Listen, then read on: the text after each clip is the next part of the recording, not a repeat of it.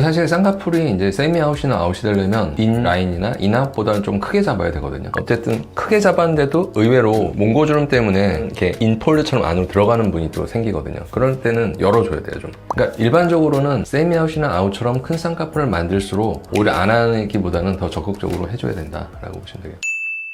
눈을 크게 하고 싶어 하는 분한테는 장애물이 되는 거죠. 눈을 이렇게 짧아 보이게 하고 눈 사이 간격을 넓어 보이게 하고 보통 이런 식으로 구분을 해요. 이게 이제 어떻게 보면 몽고주름이 없는 일반적인 상태라고 본다면 사실 한국 사람한테서 많은 형태는 약간 이런 형태가 제일 많아요. 에피칸토스 타잘리스라고 되어 있는데 몽고주름이 약간 이제 이 아래쪽으로 사선 방향으로 이렇게 쌍꺼풀을 덮으면서 이쪽을 가려주는 거죠. 그래서 쌍꺼풀의 모양을 충분히 노출시킬 때 방해가 되죠, 이게. 그러니까 이제 쌍꺼풀만 수술하는 게 아니라 앞트임이 이제 병행돼야만 좋은 쌍꺼풀 모양이 나오는 경우들이 생기는 거거든요. 근데 이런 타입은 주름선이 이렇게 쌍꺼풀과 별개로 더 수직 방향으로 이렇게 펴져 있는 거죠. 요거는 좀 독특하게 위쪽이 아니라 약간 아래쪽 위주로 주름선이 보이는 거거든요. 이건 아래쪽 위주로 있으면 이건 좀 위쪽 위주로 있는 형태. 저도 이게 제일 많이 보는 타입이 약간 이제 이런 타입이라고 말씀드렸잖아요. 제일 많아요. 그래서 여기를 수술해서 약간 트고 요 위쪽을 조금 열어주면 대부분 앞트임 수술이 이제 완성되죠. 그렇지만 이제 앞트임을 할 때 다 트기 힘든 이유 중에 하나가 눈 사이 간격이 너무 좁아 보일 수가 있으니까 그래서 적당한 양을 터서 모습을 좋아 보이게 하는 데 목적을 두는 거고 노후의 모양이 덜 예뻐서 오히려 노출을 많이 안 시키는 게 좋은 경우도 있어요. 그러니까 무조건 많이 튼다가 아니라 어느 정도 텄을 때가 가장 쌍꺼풀 형태가 최적화된 모양이 나올까를 고려해서 수술하는 거죠.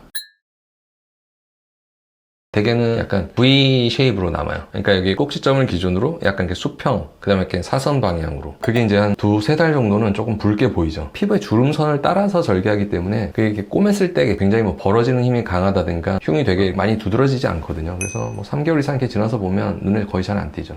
몽고주름 같은 경우도 태가 더 주름이 지금 이게 몽고주름과 그게 사실은 약간은 좀 떨어져 있다고 볼 수 있죠. 그리고 이렇게 사선으로 가는 주름은 사실 앞트임 한다고 해도 이게 다 없어질 수 없어요. 그거는 어떻게 보면 하안검 수술하듯이 피부를 좀 잘라내서 주름을 피는 방식으로 가야죠.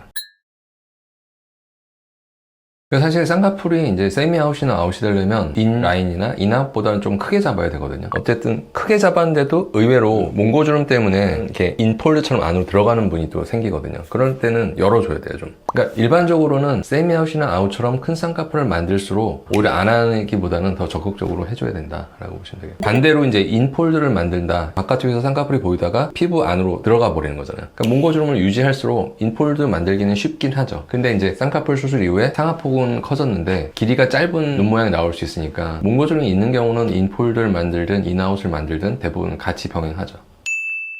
그러니까 몽고주름을 눈에 띌 정도로 갖고 있고 동시에 이제 눈 사이 간격도 좀 넓다. 그런 분들은 사실 앞트임 하는 게 상당히 도움이 돼요. 눈 모양도 훨씬 시원해지고 쌍꺼풀 모양에도 더 긍정적인 영향을 미치니까 이제 좋은 건데 또 반대로 눈 사이도 뭐 넓지도 않고 이런 경우라면 할 수 없는 경우도 있으니까 실제 이제 수술을 적용해서 좋은 효과를 볼 수 있는지 아닌지는 좀 상담을 받아보시고 잘만 적용하면 굉장히 도움되는 수술이죠.